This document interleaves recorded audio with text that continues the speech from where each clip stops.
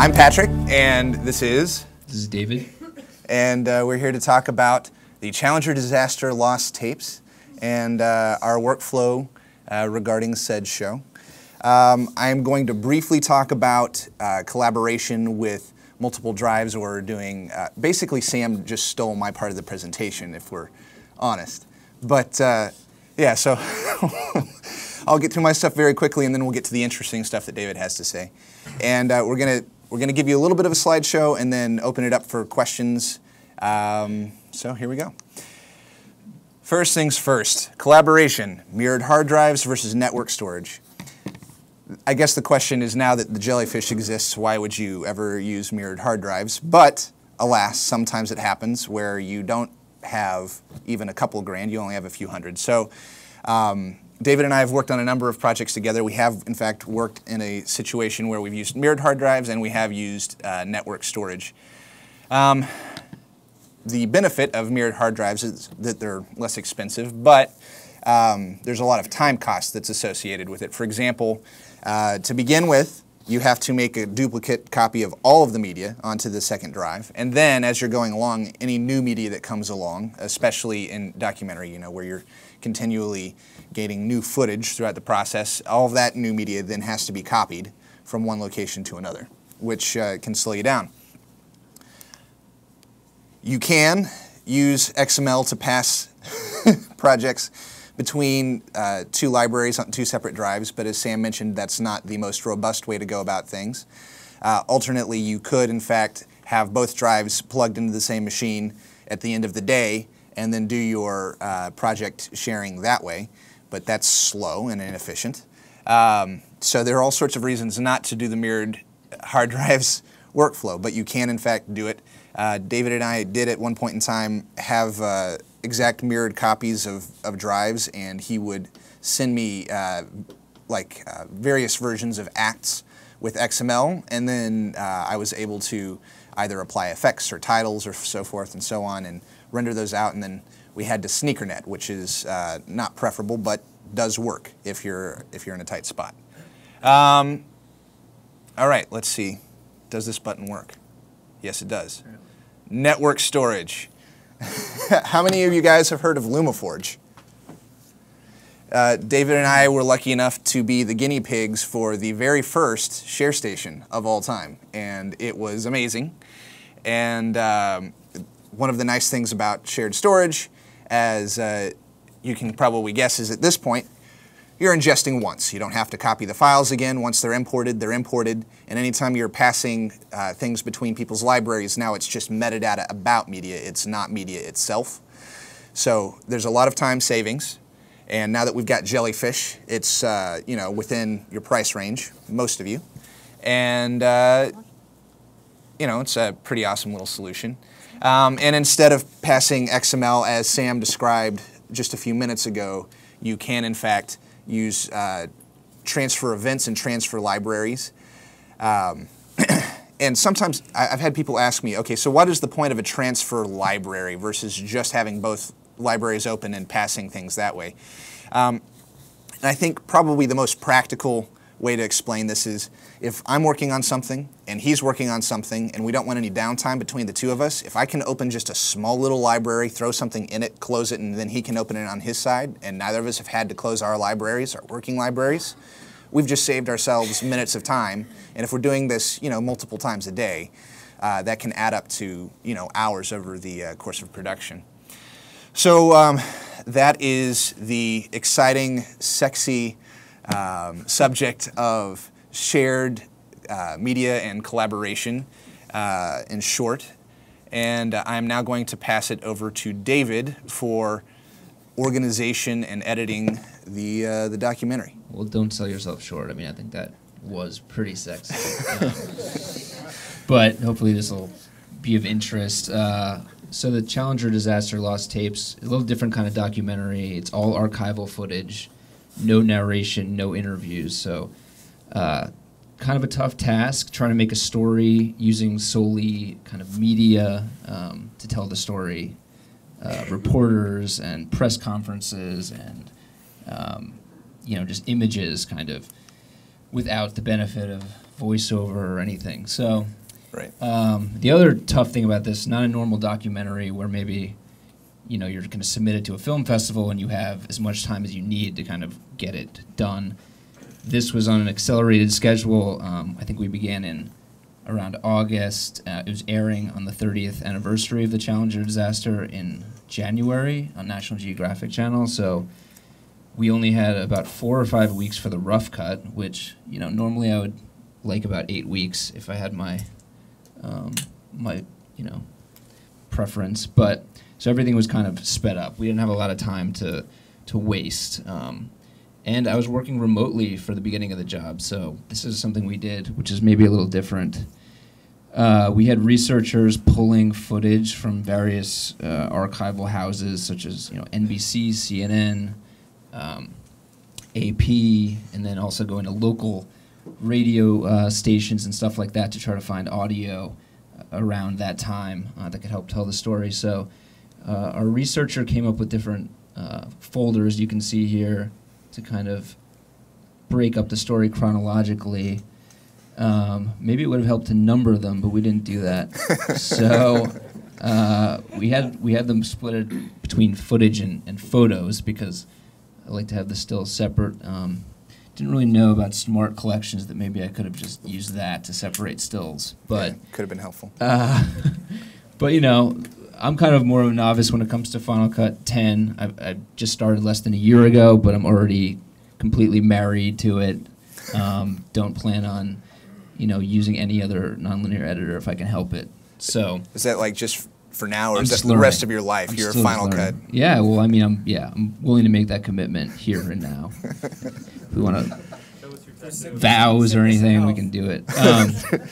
So we had researchers uploading clips to these folders, and the kind of cool thing about this is you may not know is that you can drag any folder into Final Cut 10 and it'll create a keyword for that folder name. So, you know, instantly I kind of had at least that level of organization in the project where we were all kind of on the same page. I'm uploading new clips to the Teacher in Space footage folder, and I could know to look for it there. And the other kind of thing that is kind of lost in all this, you know, back in the Final Cut 7 days or Avid, you'd have to transcode all this footage to ProRes or Avid Media in order to start editing with it. And this is like out of the box. No matter what the codec is, I'm instantly just editing with it and worrying about, you know, a proxy version or an optimized version later. So I found that very helpful just to kind of remove that step completely. So yeah, this was, you know, again, the kind of film where we're telling a story chronologically. There's not a whole lot of, you know, not much to organize other than let's just try to get everything in order so I can pull the best bytes that help tell the story chronologically. So this was really helpful. And because we had so little time, I really loved using the thumbnail view, which was really a revelation to me when I started using Final Cut 10. You know, Charlie kind of went over it earlier and some of the other presenters, but, you know, just being able to visually see, you know, kind of what was happening. We had a lot of hour-long tapes from NASA that we had digitized, and, you know, to some degree, some of them were press conferences, so it was really easy to be able to see who was talking and if there was specific footage we were looking for. Same thing with photos. We didn't spend a whole lot of time keywording or organizing them because we really just didn't have that much time for that step. So I really relied a lot on just visual, you know, trying to figure out what things were visually, although we did have our folder structure, you know, with a bit of organization. Right. So thumbnail view and skimming through the footage, you know, saved so much time compared to, you know, other non-linear editors that I'd used. Really helpful. And the other thing that helped, especially with kind of audio and press conferences that we had, is we did have some transcribing and logging happening using Lumberjack, which, if you're not familiar, is a plug-in or app, third-party app that kind of marries a clip to a transcript. So we actually had like a PA, didn't even have a Final Cut system on his computer, but he was able to kind of log using a clip that had burned in time code and put in the time codes in a Word document, and then email it to me, and I would just sync it up.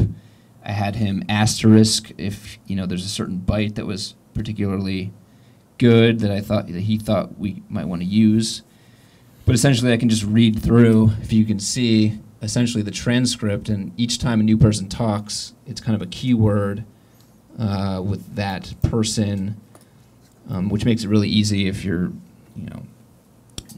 working with an interview as well. But for this, there'd be like an hour-long press conference or an hour-long audio clip that, I couldn't use thumbnail view to see what was being talked about or what was being shown.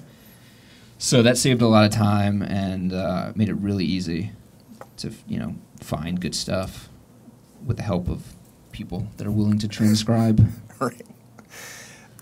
And that's it in terms of slides. Do you guys want to see some footage? Mm-hmm. Yeah. You want to show them some footage?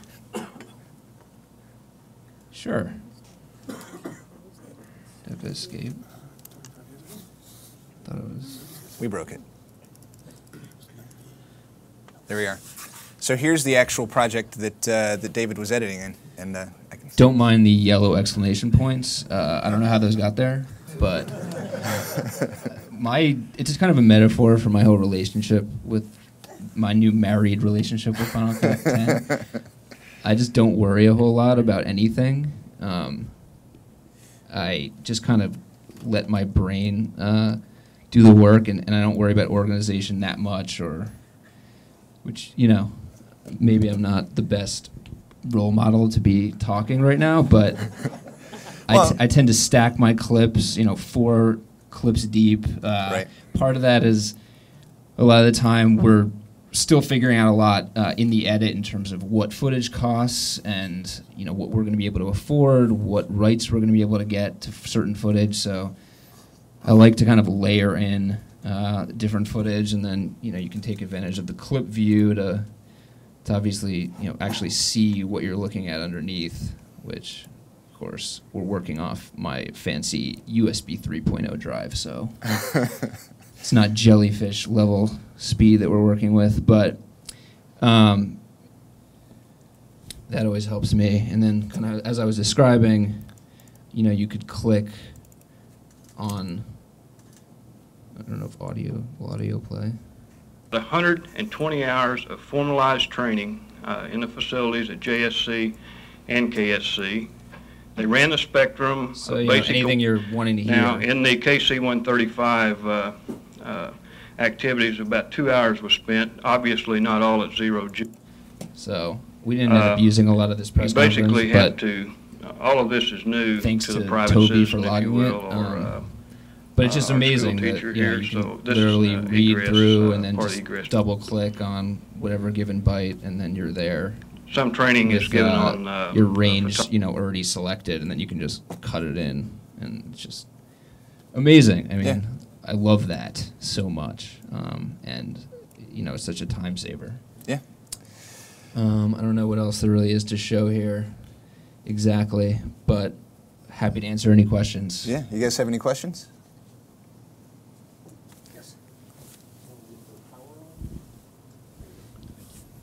Hi guys, this is not Final Cut Pro specific, but you just mentioned something about making decisions based on what you could afford for which clips and footage. So was your process one of just making the film itself and then going back and reviewing your edit based on those kinds of financial considerations and what you could get rights to? It's a good question, and it's kind of an ongoing process, and we used Producer's Best Friend, a version of that, to help calculate footage costs along the way. So yeah, the first rough cut, the kind of internal rough cut that before it went to the network, they made a pass at figuring out what the budget would be, but there's variables, that would always kind of negotiate a deal with a vendor based on, we ended up using 200 seconds, so can you give us a lower rate? There's a lot of stuff like that that might not get finalized till the end. And meanwhile, we're also doing two different versions, an international and a domestic version, the international version being about 4 minutes longer. So you always kind of want to try to get, free content or very inexpensive content for that extra 4 minutes. But yeah, I mean, I've actually done a number of this style documentary with these kind of budget constraints, and so we always kind of just try to use whatever we know is free, either something from a radio station that they've given us the ability to use, or NASA footage was essentially free to use. We did digitize it, and ship it, get it shipped to us and stuff like that. But after that, it was as much as we wanted we could use, and same with NASA photos, those were free. So we just try to use the free stuff, and then if you figure out, oh, okay, we're $20,000 under our archive budget, we can put in some of the, although that never happens. It's always the opposite, so I don't know. It's always we're 20,000 over, so what can we cut out? But, yeah, so like I said, I mean, this maybe is not the best example, but I would just stack stuff up in my project here and have stuff underneath that, it might be ugly, but I don't know what happened. I think there's no gross shrink on this computer. Yeah. So, yeah, I hope that answered your question. It's an ongoing thing throughout, and they're always calculating, what we have to spend and how we can meet the budget that we have. I was just kind of curious, did you guys use any auditioning, or did you always just stack for your versions? Yeah, I mean, I did just, I mean, that was easy enough for me to just stack. I don't know why. I just prefer to see it underneath and have it there, because if I want to put it somewhere else, I kind of already have the clip cut out, and it may be unorthodox, or maybe I'm not using Final Cut to the best of right. Well, I mean, its abilities. The benefit to your workflow, though, is that with an audition, it kind of nests that take with Right. underneath Where you can't the other, see so it. you can't see it. So being able to see it immediately, especially with thumbnails like that, you're able to see, okay, this is the content that I've got access to. So there is definitely a benefit to the way you're doing it. Yeah, I mean, I think I'm more of a hoarder than anything else, and I just can't let go of stuff that I picked, painstakingly decided this frame to this frame, and then for whatever reason the director says, no, let's put this shot there. All right, but I'm keeping my thing underneath. My editor's cut later.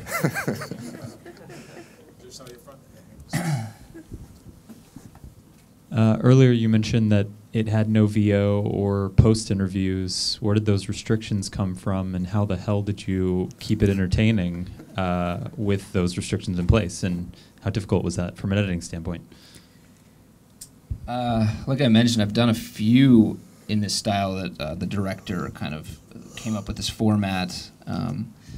So it wasn't necessarily like someone told us we couldn't do it, but that's more or less the selling point of this type of documentary, is it's this different format that kind of, without any sort of external biases coming in of people telling you what to think or what you're seeing, it gives you as the viewer more of like this sort of headspace to watch and just kind of formulate your own thoughts. So, but it's all reporting, basically. It's kind of a celebration of the media coverage of an event in a way. So, we try not to have it be wall-to-wall reporters talking, anchors, and stuff like that. We try to get interviews with the actual characters in as much as possible, them talking to kind of tell their own story. In this case, if you know anything about the Challenger disaster, there was a teacher named Krista McAuliffe who was selected to go on this mission, and so we had a lot of footage of her training and being interviewed and sort of the lead up to her going, and that became, basically the first, 15 minutes or so of the film. So we used a lot of different interviews with her and her husband, and kind of just tracking this, her training process.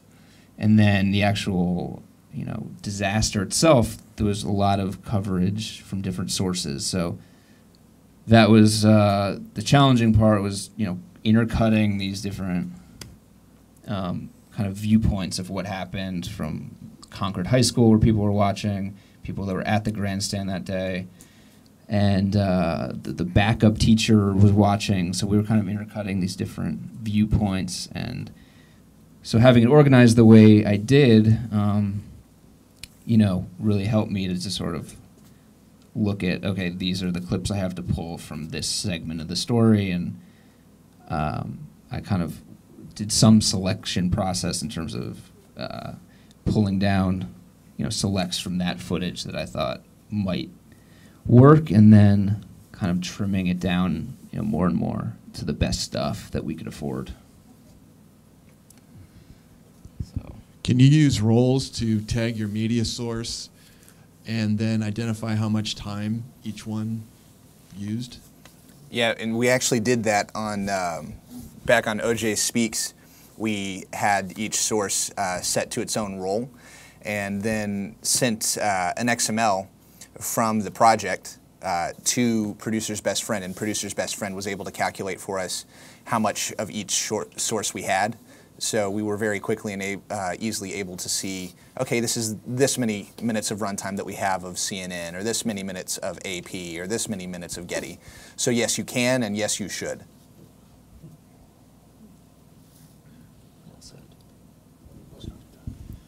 Can you talk a little bit more about how you used the transcripts? Were you searching, like using it to search for specific sound bites? That definitely, you know, you could use it that way later. I think, you know, we used Lumberjack in this other documentary Patrick just referenced about the O.J. Simpson civil trial last year. And that more so we had Lumberjack transcripts of interviews. So, you know, you might be looking for, you know, a specific story about how O.J. cut his hand on glass in his Chicago hotel room and tried to, or, you know, allegedly. So, you know, maybe later we'd look back and say, oh, who talked about this? You know, can we find all the bytes related to this and search that way? For this, to be honest, I just kind of read through. I used it basically as a transcript that like an interactive transcript that I essentially could just, you know, easily look at, and then just by clicking, I would have, you know, my in and out point on a specific soundbite. So it just made it really simple, and probably made me look really, you know, like a great editor, that I just quickly could pull down everything from an hour-long transcript that I thought was worth sort of, you know, reviewing and putting in. Yeah, well, and like he was saying, But you can search. I mean, yeah, you I can. could show you. But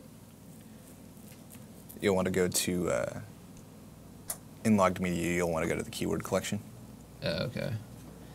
Do I have to do that? What? Press conference. You would go to the press conference keyword collection. Oh, right. And then all of your sound bites for training. And then, You'd have to. yeah, if you do Command A Where? on the keyboard, yeah, Command A, right arrow. That would open all. Yeah, there you go. So this is every instance of the word training, I guess, The mic. coming up, which this is maybe. Gets a little hard to read Yeah, it gets a little bit hard to read. when it's this verbose, but it's Got it. So the way you guys were doing it, you can't get to training at a specific marker. It's just pulling up Right. So the way. like certain sequence frame range, or time code range. Right, it's going to bring up that segment. So something that I recommend to anybody who's using Lumberjack and using transcript mode specifically within Lumberjack is that when you get your transcript made, have your timecode stamps as frequent as possible. So if they'll do them every 30 seconds, great. If they'll do them every 15 seconds, better, because that way you can more precisely get to a segment.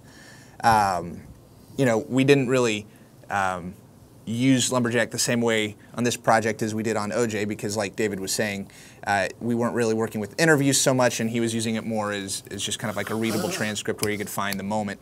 But on OJ, we did in fact have shorter segments, and you would type in, for example, Bruno Mali to find every instance of an instance where somebody says the words Bruno Mali within one of the depositions. So we were able to sort through, 36 hours, wasn't it? Like I think 36 hours of deposition tapes, you'd be able to find, you know, the 2.5 minutes that people talked about Bruno Mali's shoes, you know, in a few keyboard strokes. Right, and that, you know, if you had to do that without that third-party application, I don't even know how you would. I mean, it would just take a long time. Yeah, it'd just take forever. I guess you just have to search in the transcripts, but then you'd have to cross-reference and find each clip in the. Right. So it takes a lot of that work away. Sure. Oh, you know, there's some tricks. Actually, I noticed that in the, well, first of all, we do the markers inside of the Final Cut, and we actually put it on the marker on the verb we know will be in the soundbite, and we do shorter ones. So then in the timeline index, if you Command-Shift-2, I can actually see the whole transcript of what I've edited, because it usually stays in. Oh, wow. And I just talked to Luke about this, but when you search inside the timeline index, it'll actually pulls up the exact marker that you want, but when you search in the event for a word, it pulls up the clip. So if you have a clip with a ton of markers in that one clip, it will actually just show the clip and not scroll to the marker. We have a documentary with over 1,500 hours of footage, so some clips have are only broken and it has a lot of markers. Yeah. So there's some other ways to get a little trickier with it. And that's true if you're searching at the event level. The way that Lumberjack works is that it will actually create a folder that's called transcripts, and within it there will be keyword collections for each speaker. And if you click on the folder, it will search all of the transcripts, and it will bring up just the keyword ranges. So it's kind of like the markers, where it will bring up that moment. Yeah. And it will already have the in and the out set. So the trick is you can't be searching at the event level, otherwise you're right, it's just going to pull up the entirety of the clip, which is not helpful at all. Right. But if you go into the transcripts folder or any of the keyword collections, it will bring up the individual ranges, which you can then extend using the precision editor or however you want within your timeline. Short, that works, but when you have longer ranges like this, you can't actually see what the byte is, right? Right. That's a very valid point. But that's why we kind of break it up. Yeah. Yeah, and that's why my request to Apple would be give us the ability to adjust the height of these little fields, you know, so that we can see paragraph text a little bit easier. Well, that's a good one. Yeah. Any other questions? Aaron's got a question. Since you went through the trenches a couple of times with this process, what would you do differently, you know, taking on another project? I mean, it really depends project to project. I really feel like every new project is a new challenge and has a different set of series of issues that you've got to attack. That's a very broad question. If we're talking specifically this kind of documentary, I don't know, David, what would you say would you do differently? That's to put you on the spots. Something that I've been doing recently, I took a lesson from David. The entire idea of keywording story beats as opposed to just people and places is always good. That way, if you've got your outline, you can go ahead and basically build your outline out in keyword collections, and as you find material that fits that story beat, just throw it into that story beat. And then additionally, I've started using a lot of folders to organize my keyword collections. So I'll have a folder for people, a folder for places, a folder for story beats, a folder for source information. So right now I'm working on something where we've got there's a folder for camera information, and so you've got the roll number, which camera it's from, so forth and so on. So you've got all sorts of technical data within keyword collections, but those keyword collections are now in a folder and nicely put away so that you can more easily get through all of that. So that's my takeaway. Any added thoughts to that? Add markers in to split up. Yes, sir. Technical question. How do you guys handle reel breaks? It says like Act 6 picture lock. Does the assistant or editor or who's doing them, and how do you guys handle them for if music is overlapping, and do you get complaints from post houses being like, these reel breaks are in a terrible spot? It's like, because reel breaks to me just seem like you just do them in random places that not a lot's going on and you hope for the best, but is there a method to the madness? I mean, for this is for National Geographic channel, so they have certain guidelines in terms of the clock of the show. So, you know, basically you have to get to 44 minutes, and no act can be shorter than 5 minutes, and, you know, they want Act 1 to be at least, I think, you know, 8 or 9 minutes. So, you know, you just kind of, it's more like you're figuring out where to break your story along those guidelines. And I just prefer to work as each act separately rather than have everything in one project or sequence, just so I'm not sort of having to move around as much, you know, stuff. You know, I'm working on a shorter palette. I don't know how to describe it, but basically there's just not as much to sort through. It just keeps it a little easier to think about, work with. But by the time we get it to a sound mix and stuff, everything's in one at that point. So basically each time we turned a cut into the network, we would assemble, you know, the full 6 acts in one and export it, and then. Yeah, but regarding. We have time for one more. Oh, just real quick to add on, regarding music, we didn't really have that many issues because, you know, at the end of an act, we're going to commercial. So we didn't, in TV doc, it's a little different than, you know, feature doc. Anyway. All right. And a big round of applause for these guys.